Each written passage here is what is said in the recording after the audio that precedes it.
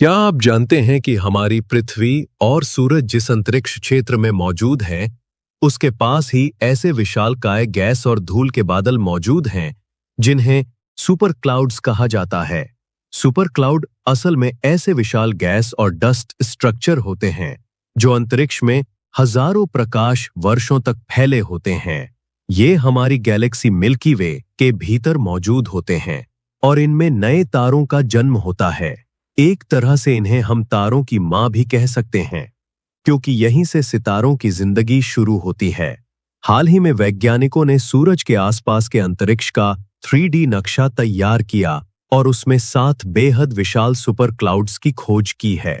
ये सातों super clouds आपस में जुड़े हुए हैं और एक तरंग जैसी लहराती हुई संरचना में फैले हैं।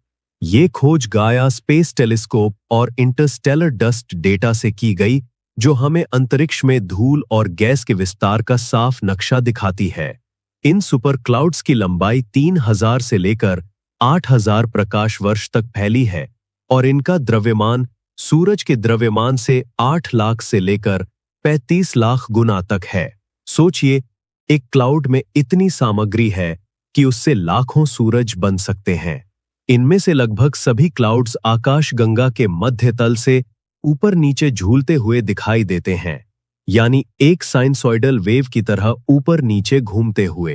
सिर्फ एक क्लाउड, जिसे द स्प्लिट कहा जाता है, वो सीधा है, बाकी सब लहरों की तरह है, ठीक वैसे जैसे समुद्र में लहरें उठती है।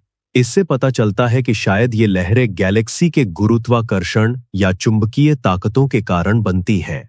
सबसे दिलचस्प बात यह है कि हमारी गैलेक्सी के लगभग सभी जाने माने स्टार फॉर्मिंग रीजन यानी तारा निर्माण क्षेत्रों का संबंध इन्हीं सुपर क्लाउड्स से है।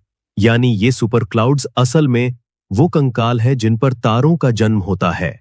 इसके केंद्र में भारी गैस जमा होती है, जो धीरे धीरे संकुचित होकर सितारों में बदलती है।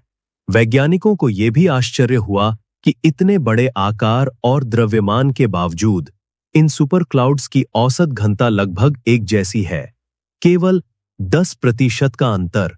इसका मतलब यह हुआ कि ये सुपर क्लाउड्स खुद को किसी न किसी तरीके से बैलेंस करते हैं, शायद बाहर के दबाव से या अंदर की ऊर्जा